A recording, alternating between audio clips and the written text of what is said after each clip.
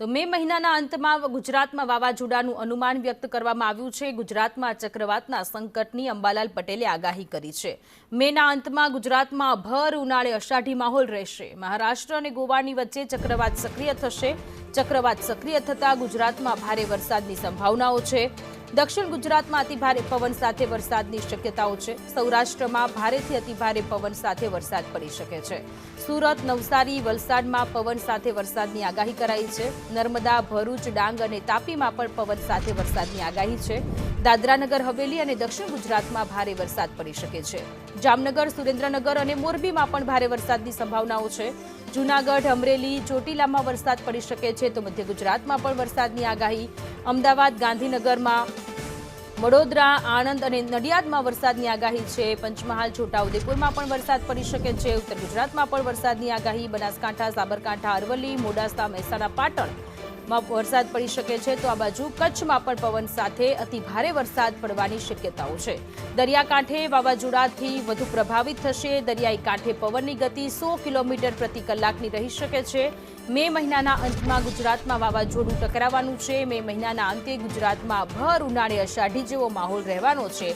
23 મેથી 31 મે સુધી ગુજરાતમાં માવઠાની સંભાવનાઓ વ્યક્ત કરવામાં આવી રહી છે કારણ કે એક ચક્રવાત સક્રિય થયું છે જે મહારાષ્ટ્ર અને ગોવાની વચ્ચે છે ને ધીમે ધીમે તે ગુજરાત તરફ આગળ વધી રહ્યું છે ત્યારે આ ચક્રવાતની અસર આખા ગુજરાતમાં જોવા મળશે।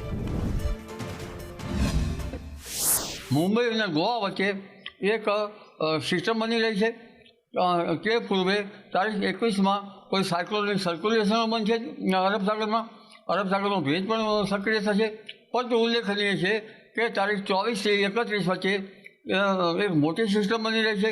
તારીખ 24, 25, 26 અને તારીખ 28 તારીખ કે 29 તારીખની આસપાસમાં એક મોટું ચક્રવાત આકાર લઈ રહ્યું છે। તો હવામાન વિભાગ દ્વારા પણ આગાહી કરવામાં આવી છે અને હવામાન નિષ્ણાત અંબાલાલ પટેલે પણ આગાહી કરી છે કે 23 મેથી 31 મે સુધીમાં આખા ગુજરાતમાં કમોસમી વરસાદ પડવાનો છે જે વાવાઝોડું અત્યારે સક્રિય થઈ રહ્યું છે। મુંબઈ અને ગોવાની વચ્ચે એક ચક્રવાત સક્રિય થઈ રહ્યું છે અને જેની અસર ધીરે ધીરે ગુજરાત માથે પણ જોવા મળશે। ન્યૂઝરૂમથી સહયોગી કૃષ્ણા આપણી સાથે લાઈવ જોડાયેલા છે। કૃષ્ણા, અંબાલાલ પટેલે આગાહી કરી છે કે કમોસમી વરસાદ પડવાનો છે એની સાથે એક ચક્રવાત સિસ્ટમ પણ સક્રિય થઈ છે જે ધીરે ધીરે ગુજરાત તરફ આગળ વધી રહ્યું છે। કયા કયા તાલુકાઓમાં, કયા કયા જિલ્લાઓમાં સૌથી વધારે વરસાદ પડી શકે છે? जी बिल्कुल आ विंडीना माध्यमથી આપણે સમજવાની કોશિશ કરીશું કારણ કે હવામાન નિષ્ણાત અંબાલાલ પટેલે જે કહ્યું છે કે ચક્રવાત જે આગળ વધી રહ્યું છે ગુજરાત તરફ અને એના કારણે ગુજરાતમાં વરસાદ વરસી શકે છે। આ વખતે સ્વાભાવિક છે અને સામાન્ય હવામાન વિભાગ તરફથી પણ કહી દેવામાં આવ્યું છે કે આ વખતે ચોમાસુએ વહેલું પ્રવેશે એવી સંપૂર્ણ શક્યતા છે કારણ કે આંદામાન નિકોબારમાં પણ 10 દિવસ વહેલું ચોમાસું આવી ગયું હતું ને અત્યારે આપણે જે રીતે વિંડીના માધ્યમથી સમજવાની કોશિશ કરીએ તો આ અરબી સમુદ્રનો દક્ષિણી ભાગ છે કે જ્યાં વાદળો ચોમાસું આવી ગયું છે અને કેરળમાં પણ આ વખતે ચોમાસું 3-4 દિવસ વહેલું પ્રવેશે એવી સંપૂર્ણ શક્યતા છે। પરંતુ વાત કરીએ ચક્રવાતની, વાવાઝોડાની, આ વાવાઝોડું એ ચક્રવાતમાં પરિણમશે કે કેમ? અત્યારે જે સિસ્ટમ બની છે ચક્રવાતમાં પરિણમશે કે કેમ એ આગળ જતાં ખબર પડશે ને ત્યારે ખબર પડશે કે જો આ અહીંયા લો પ્રેશર બનશે તો એ વાવાઝોડું ચક્રવાતમાં, તો એ સિસ્ટમ ચક્રવાતમાં પરિણમશે અને જો એવું થાય છે, જો કે આની દિશા હજુ નક્કી નથી થઈ કે આ ગુજરાત તરફ આગળ વધશે કારણ કે આ અત્યારે જોઈ શકાય છે કે અરબી સમુદ્રના દક્ષિણી ભાગમાં છે એટલે આખું આ જે વેસ્ટ કોસ્ટ છે ત્યાં તેની અસર જોવા મળી પણ રહી છે। આપણે એ પણ જોયું કે બેંગલુરુમાં, કર્ણાટકના વિસ્તારોમાં કેટલો ભારે વરસાદ વરસ્યો અને ચોમાસામાં જેવી હાલત થાય એવી અત્યારે ઉનાળામાં જ થઈ ગઈ છે।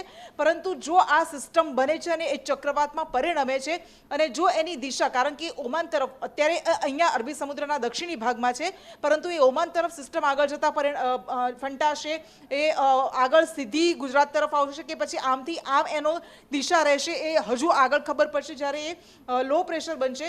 પરંતુ જો એવું થાય છે તો જેવી રીતે કહેવામાં આવી રહ્યું છે ને સિસ્ટમમાં દેખાઈ રહ્યું છે વિંડીમાં કે 21 તારીખ એટલે કે 2 દિવસ પછી વરસાદ વરસવાની શરૂઆત થશે અને એની સૌથી વધારે અસર એ દક્ષિણ ગુજરાતના ભાગમાં અને સૌરાષ્ટ્રના આ જે કોસ્ટલ બેલ્ટ છે એમાં પડશે।